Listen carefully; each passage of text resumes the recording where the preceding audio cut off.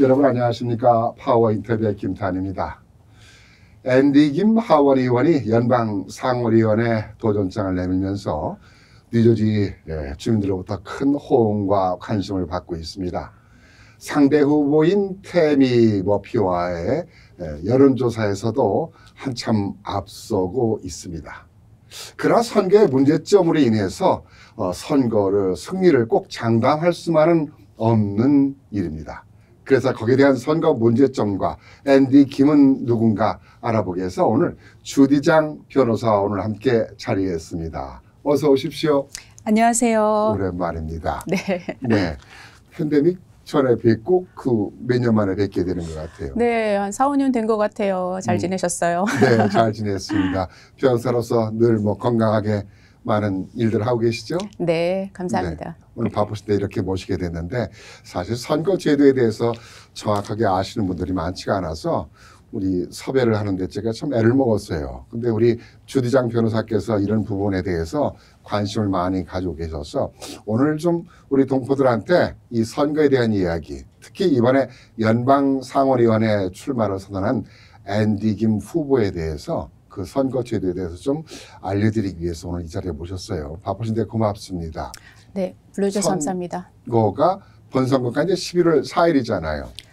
네, 그래서 본선거는 우리가 다 너무 잘 알고 있는데 예비 선거는 특별히 뉴저지 같은 데서는 별로 신경 쓸 일이 과거엔 없었던 것 같아요. 그래서 정작 우리가 예비 선거라는 것도 있었나? 날짜가 언제지?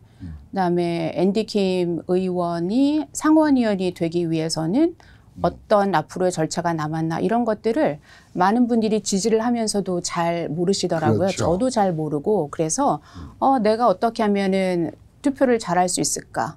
그다음에 내 주변의 분들은 그분들이 지지하는 후보를 그 후보가 될 수 있도록 돕는 방법은 무엇인가 이런 거를 좀 알아보게 됐어요. 그래서 제가 그 부분에서 궁금해서 제가 오늘 장 변호사님 모셨는데 뉴저지 예비선거가 6월 4일이죠. 네, 각 주마다 틀리기 때문에 잘 체크하셔야 되는데 뉴욕은 이제 6월 25일이고 맞습니다. 예. 일단 우리가 뉴욕과 뉴저지를 얘기한다고 하면 뉴저지 예비선거가 이제 6월 4일인데 여기에서 이제 그 태미 머피 뉴저지 주지사 부인이죠. 네.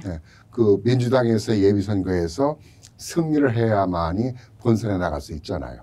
맞습니다. 그래서 일단 예비선거에서 만약 뽑히신다면 그때는 11월에 뽑히시는 거는 거의 확실하다고 봐야 되는 것이 뉴저지 같은 경우는 워낙에 민주당이 강세기 때문에 민주당에서 후보로 나오신다면은 그때는 본선거에서는 거의 이제 됐었죠. 당선의 가능성이 높다는 얘기죠. 자, 그러면 그런 선거에 대한 제도 얘기를 이제 하기 전에 앞서서 이번에 연방 상원의원에 출마를 한 앤디 김 후보는 어떤 사람인가 좀 궁금해요. 제가 알기로는 보스턴에서 1982년에 태어난 것으로 알고 있는데요. 네, 이제 아마 41세가 되신 것 같고 부모님께서 한국에서 오신 이민자셨고 그래서 태어나시기는 보스턴에서 태어나셨지만 이제 성장은 계속 뉴저지에서 하셔서 그리고 3선거구 뉴저지 남부 그러니까 그 필라델피아랑 가까운 곳이죠. 예, 거기에서 하원 의원이 되셔서 이제 3선을 하셨어요. 네. 아버지는 과학자였던 것 같아요. 네, 예, 과학 쪽 박사님이시라고. 네, 어머니는 간호사이셔. 네. 그래서 어려서부터 제가 듣기로는 수재였다 그래요. 네, 그래서 그 미국에서 가장 저명한 트루먼 스콜러십, 그다음에 또 세계적으로 또 잘 알려져 있는 로즈 스콜러십 두 개를 다 받으셨죠. 무척 잘해야 되는데. 그러니까 공부도 잘해야 되고 리더십하고 퍼블릭 서비스를 인정받아야 되니까 그렇죠. 예, 젊어서부터 공부만이 아니라 리더십도 있어야 되는 거죠. 네, 그러니까 젊어서부터 이런 게 강하셨던 것 같아요. 시카고 대학에서 정치학하고 아마 영국 옥스퍼드 대학에서도 국제 정치학을 했다던가요? 네, 국제 관계학인가? 네, 전공은 잘 모르겠어요. 네. 장가도 가서 그 예쁜 아들만 둘이 있던가요? 네. 한국말이 못하는 건 좀 아쉽지만 시대적으로 어쩔 수 없었죠. 그때 당시에는. 예, 맞아요. 지방에 살 때는 한국분들이 많지 않기 때문에. 그래도 건강하게 잘 자라서 우리 한인들의 위상을 높이는데 미국 속에서 큰 역할을 하는데 아마 그 하원 의원 하기 전에 백악관에서도 오바마 대통령인가요? 로부터 큰 역할을 했었죠. 뭐 아프가니스탄 전쟁 때는 이제 참모로 발령받아서 실제로 실전에 참여도 하셨었고 나토 사령관 참모도 했었고. 네, 예, 맞습니다. 그래서 뭐 일화로는 폭탄이 이렇게 그 주무시는 처소에 폭탄이 터져서 옆에 있던 사람들이 이제 많이 죽고 이렇게 본인은 가까스로 살아나는 이런 일화도 있으셨고, 그다음에 하원이 되시고 나서 굉장히 뛰어난 사람들만 어사인이 된다는 뭐 군사, 뭐 내셔널 시큐리티 뭐 이런 곳에서 세 군데서나 서비스를 하셨어요. 그러니까 굉장히 뭐 뛰어난 것인 그게 거죠. 이제 한국말로 뭐 국제방위원회, 네. 또 뭐 국가안전보장위원회, 뭐 이런 쪽인데 네. 이런 뭐 그냥 의원이 됐다고 배정이 맞아요. 되는 것이 아니라 네. 상당히 두뇌들이 좋은 그렇죠. 의원들 네. 중에 특별한 의원들이 그쪽에 갈 수 있다고 하는데 네. 그 의원 중에 하나가 이제 이 앤디 김 의원인 것 같아요. 네. 어려서부터 수재였다는 말이 맞는 것 같아요. 네. 자, 뭐 이게 그 시간이 다 갈 것 같아. 이제 얘기를 이제 이런 정도로 앤디 김에 대해서 오늘 여기까지 좀 얘기를 하고요. 태미 머피와 좀 예선 경합을 벌이고 있는데 경합을 벌이고 있어요. 근데 여론 추세에서 보면은 뭐 2배 가까이 그 이상으로 압도하고 있어요. 뭐 그런 면에서는 좀 이 무난히 예비 경선에서 상대 후보인 그 태미 머피를 이기지 않을까라는 생각이 예상이 돼요. 어떻게 보시는지요? 네, 저도 처음에는 경력으로 보나 또 네. 인지도로 보나 당연히 삼선 하원 의원인 앤디 킴이 상원 의원으로 민주당에서 후보가 되시겠구나 했는데 의외로 많은 분들이 태미 머피를 지지하시는 것을 이제 보고 좀 깜짝 놀랐는데요. 뉴저지의 특성상 뉴저지에는 각 카운티에서 그 정당이 그 후보를 카운티 그 발롯이라고 하죠. 투표 용지에 넘버 원으로 줄 수가 있어요. 정당에서 뽑은 사람을. 그랬을 때 이렇게 그게 카운티 라인이라고 하는 거예요? 네, 카운티 라인이라고도 부르고 파리 라인이라고도 파리 부르고 라인이라고 그게 뉴저지의 독특한 시스템이에요. 그러니까 엔돌스를 받은 사람을 1번으로 주는. 그렇죠. 네, 그러니까 대의원들이 각 카운티에서 그 정당의 대의원들이 뽑은 사람을 1번으로 후보로 올리는데 네. 뉴저지의 투표용지가 다른 주랑 비교하면 굉장히 또 특이해요.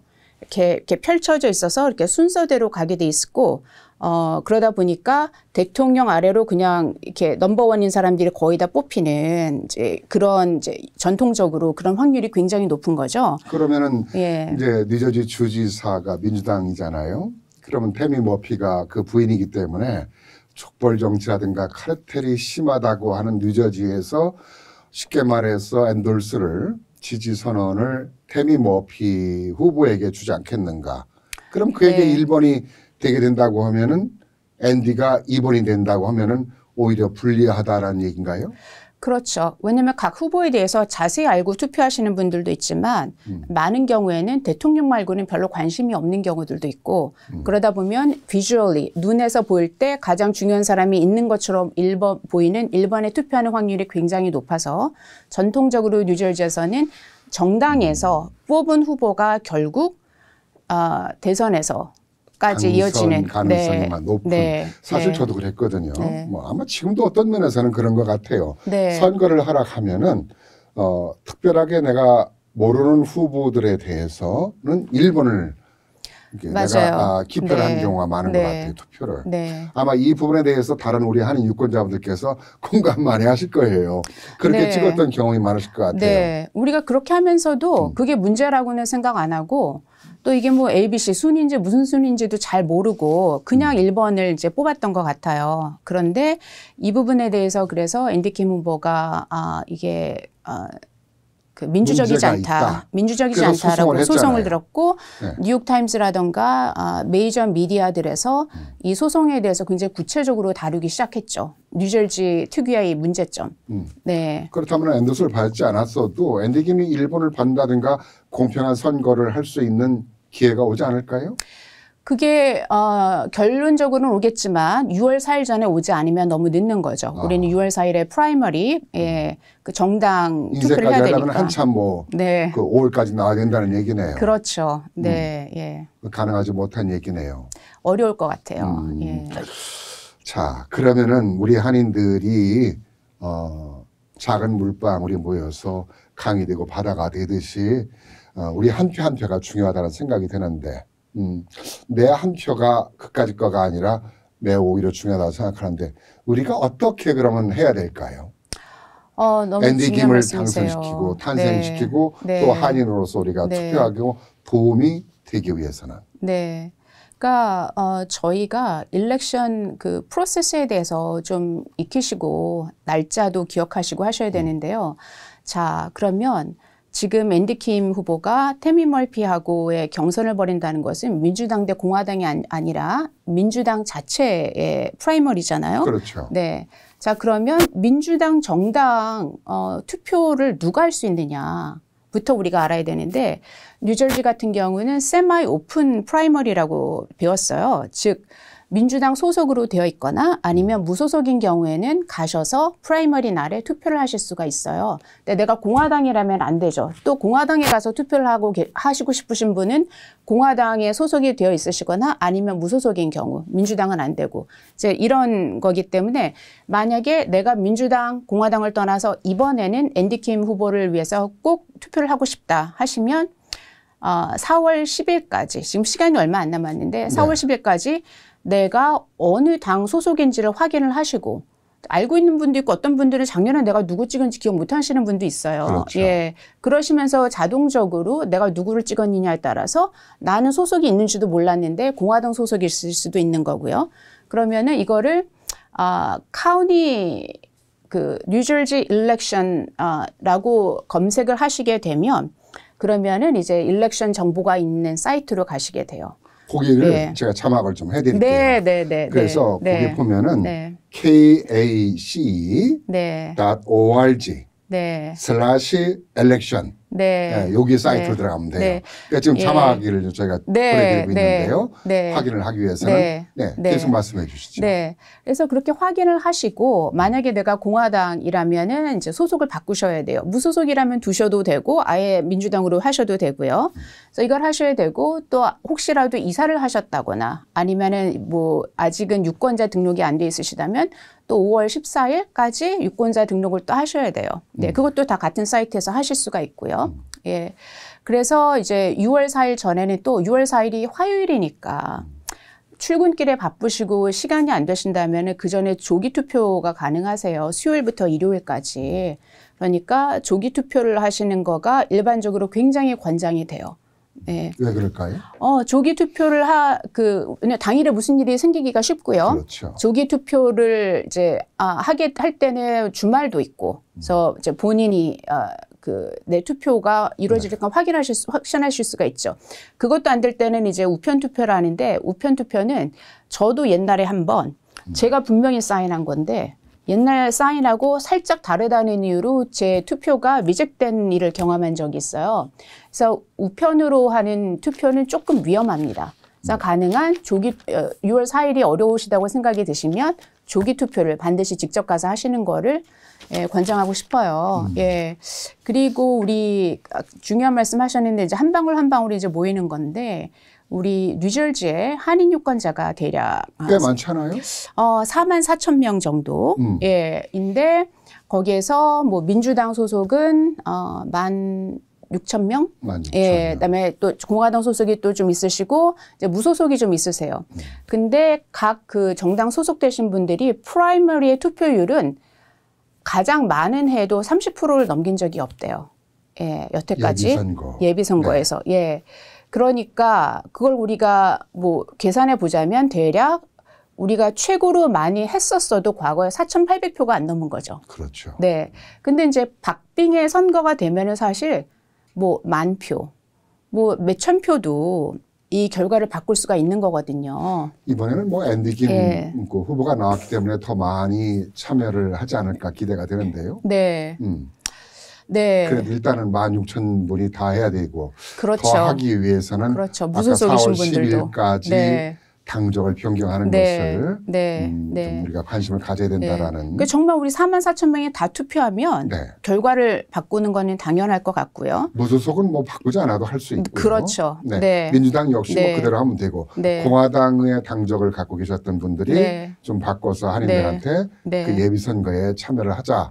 네. 네, 그것이 포인트였죠 지금. 그것도 포인트고 그 소속을 떠나서 프라이머리라는 일렉션의 중요성을 6월 4일이라는 거. 뉴저지 같은 네. 경우는 예비 선거에서 통과를 하느냐, 승리하느냐 안 하느냐에 따라서 네. 본선거가 결정이 되기 때문에 네. 우리가 네. 꼭 이것은 그렇죠. 그냥 넘어갈 부분이 아니다라는 네. 얘기네요. 네. 굉장히 중요한 선거입니다, 이번에. 보통 이번 선거에 한인들이 예전에는 30% 정도밖에 참여를 안 했습니다만은 우리가 80%까지는 한번 기대해보고 싶은데요. 그렇게 네. 해야만이 네. 우리가 이렇게 온 기회를 맞이한 것을 놓칠 수 없잖아요. 아, 네. 예. 이번에 보셔서 아시겠지만 가장 유권자 수가 많은 카운티가 버겐 카운티인데 뉴저지에서 네. 그렇죠? 거기에서 결국 태미 머피를 민주당에서 인돌스를 했잖아요. 네. 네. 근데 버겐 카운티가 가장 유권자가 많은데 버겐 카운티 투표용지의 넘버원으로 이제 이분이 올라오시는 거잖아요. 근데 우리가 한국 사람들이 그러니까 여기서 두 가지가 이제 문제점인 거죠. 제가 볼 때는 하나는 가장 유권자가 많은 카운티에서 태미 머피가 넘버원으로 올랐기 때문에 우리가 경각심을 가져야 되고 그다음에 두 번째로는 한인 유권자가 제일 많은 곳도 버겐 카운티인데 네. 왜 민주당에서는 한인 유권자들을 무시하고 태미 머피를 인도스를 했을까? 이 부분도 저희가 좀 이렇게 생각해 볼 만한 문제인 것 같아요. 한인 유권자의 목소리를 우리의 표를 좀 심각하게 받아들일 수 있도록 그동안 우리가 못했던 것 같아요. 그래서 이번에 저희가 투표율을 높이고 이렇게 한인들은 좋은 후보를 지지한다. 내지는 한인 후보를 지지한다. 이런 모습을 좀 보여줄 때가 되지 않았나. 그렇죠. 네, 네. 그게 앞으로의 우리의 위상을 좀 바꿀 수 있을 거라는 생각이 들어요.